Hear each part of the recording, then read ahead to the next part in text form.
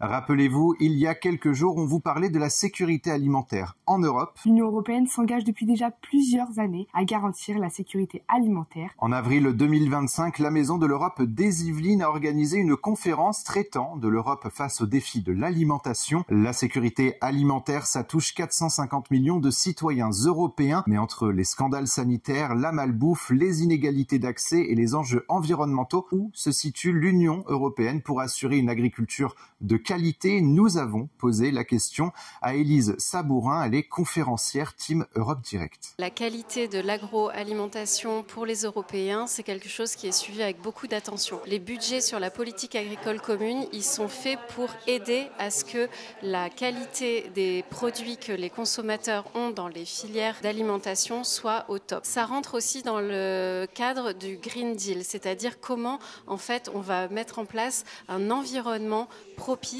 pour que l'agriculture soit durable, soutenable, avec des conditions de distribution qui soient pérennes et pour que les filières en fait, professionnelles qui sont liées à l'agroalimentaire soient pérennes et donnent des revenus suffisants pour les agriculteurs.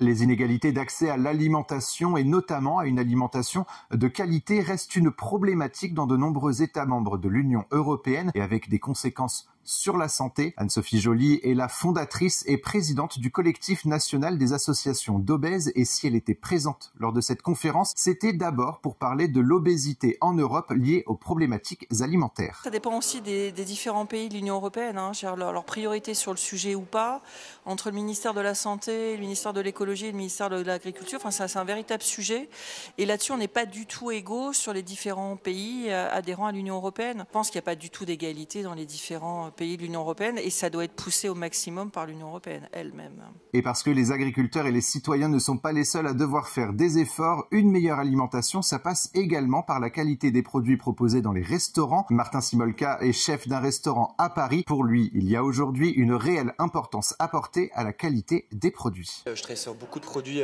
biologiques.